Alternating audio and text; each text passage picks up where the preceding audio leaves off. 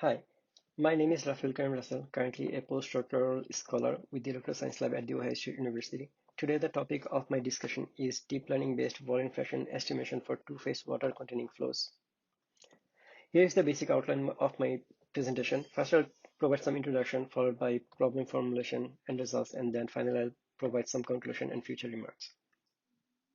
Water-containing two-phase flows reactors can be found in many industries, and understanding the phase hold of information is very important in optimizing such multi-phase flow processes.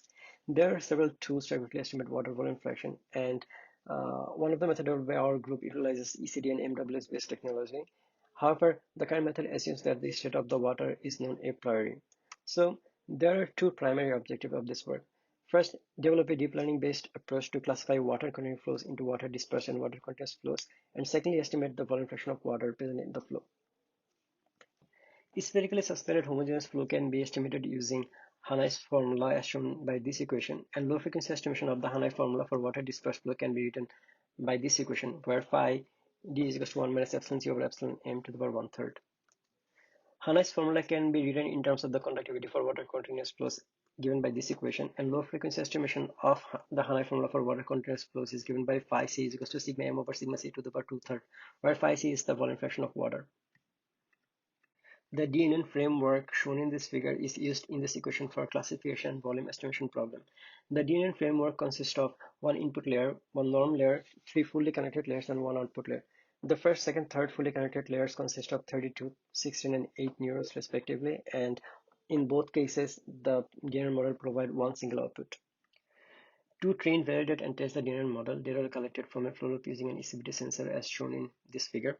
In the experiment, the flow is found to be water dispersed between 0 to 30%, and the flow is found to be water continuous between 50 to 100%. In this study, we discarded measurement from 35% to 45% because in this range, the water changes from water dispersed to water continuous, and the data were found to be less meaningful. 5 datasets were obtained from identical experimental setup to train, test, and validate the dataset. 3 of the 5 datasets used in training, one dataset used for validation, and one dataset used for testing. In training dataset, the model achieved high accuracy both in classification and volume estimation problem.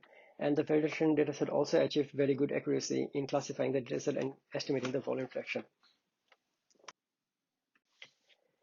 Here, the figure and the table shows the estimated volume fraction for water dispersed flow obtained using the DNN model and the low frequency estimation of MWS formula described in slide 7. And from the figure and the table, it can be seen that both the DNN model and the equation-based approach provide comparable results. Here, the figure and the table shows the estimated water volume fraction for water continuous flows obtained using the DNN model and the low frequency estimation of MWS formula described in slide 8. And from the figure and the table, it can be seen that both DNN and equation-based approach provide comparable results. It should be also noted that in both water dispersed and water continuous flow cases, the classification model were able to correctly classify the water containing flows.